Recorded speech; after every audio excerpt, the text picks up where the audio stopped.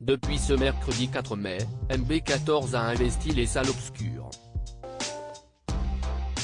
Le beatboxer est à l'affiche du nouveau film de Claude Zidi Jr. Ténor dans lequel il donne la réplique à Michel Larocque. Et le moins que l'on puisse dire, c'est que celle-ci a été séduite par son partenaire de jeu. Il joue comme un dieu. Je viens seulement de me rendre compte que c'est son premier film.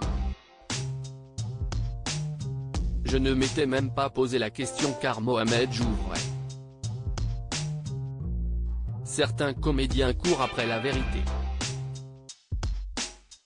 Lui, il est comme ça, estime-t-elle dans cet avou.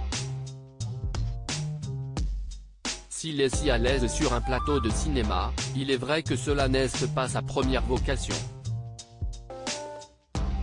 Avant de jouer les comédiens en herbe, MB14 a été révélé au grand public pour ses talents de chanteur. En 2016, il participait en effet à la 5e saison de The Voice. Il avait alors 21 ans lorsqu'il s'est présenté sur la scène du télécrochet de TF1 pour interpréter Gangsta Paradise de Coolio. Une version qui lui a permis de conquérir Mika, Zazie et Garou. Seul Florent Pagny ne s'était pas retourné à la fin de sa prestation. Il avait alors choisi d'intégrer l'équipe de Zazie. Pourtant, juste avant de leur faire face, MB14 a craqué. Il a perdu tous ses moyens. C'était un moment très dur, se remémore-t-il ce jeudi 5 mai dans un aparté sur Canal+.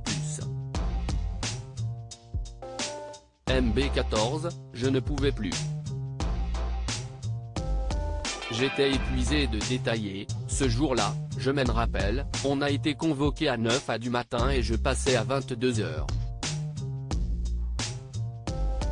Pendant 12 heures, le jeune homme a donc passé le temps comme il le pouvait entre interviews, répétition de son morceau et discussion avec ses camarades d'aventure. Ce qui n'a pas empêché son angoisse de monter. Tu te fais mille et un scénarios parce que c'est vraiment un moment clé et charnière dans une carrière, explique l'intéressé. Sauf que 2 heures avant son passage sur le plateau de The Voice, c'est le drame. MB14 est tellement à la fois stressé et fatigué, je n'ai pas forcément beaucoup dormi la nuit d'avant que sa voix le lâche. Quand je chantais le refrain, ma voix cassait. Je ne pouvais plus. J'étais épuisé vocalement.